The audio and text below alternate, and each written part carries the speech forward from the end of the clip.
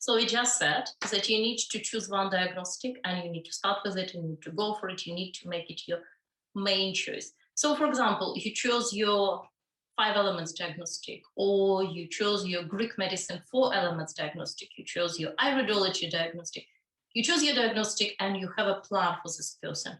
Now, the second rule is, which almost feels like you override the rule number 1, but you don't.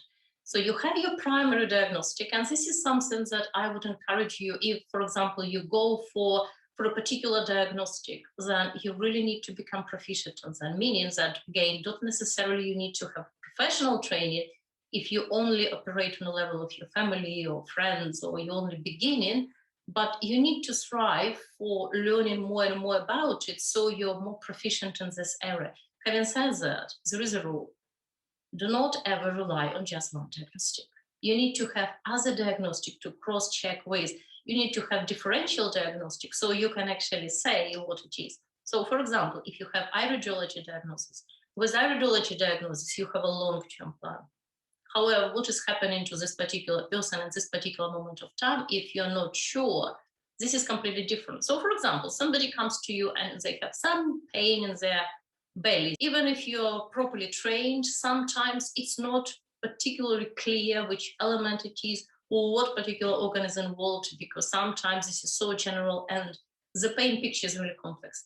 So the simple way you can do your diagnostic on the day is to go with what is called alarm points of acupuncture.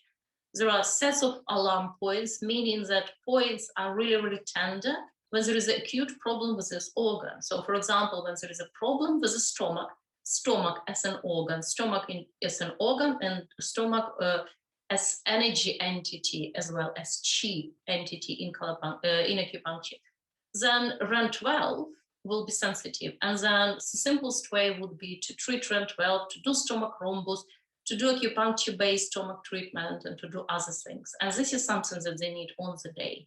Or other sets of alarm points will point you in the right direction on the day. And this is how you can really cross-check. Another situation, if you learn Colourpuncture, even on the simplest level, then likelihood is that you came across what is called back segment diagnostic. So there are a series of segments on the back. So the whole back is like big reflex area, same as our ears, same as our feet. And on our back, we can really, really see sometimes with our eyes, because there are skin changes in color, changes in sort of structure of the skin, and so some marks and so.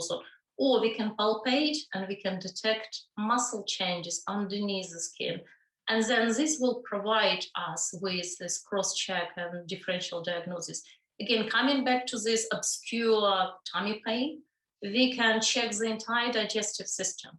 We can check stomach segments, and there are 2 stomach segments, one for physical stomach, one for more emotional, what is called emotional stomach. There is a pancreas segment, there is liver segment, gallbladder segments, and so on. So large intestine segments, small intestine segments. So you can really cross-check. And this is really, really, again, really, really simple to learn this diagnostic. So bottom line is, have your long-term health plan, base it on one of the diagnostics, preferably long-term, such as iridology, constitutional iridology, something very simple, or something else which you see fit if you're training in other therapy. And then learn a little bit of other diagnostic technique and see what fits, see what comes easier to you.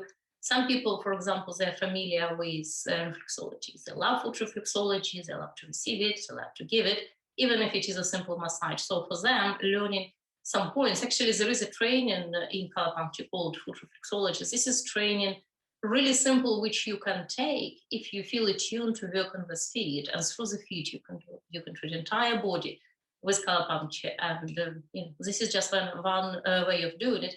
Again, there is a training in Colourpuncture which takes into account iridology background, iridology picture.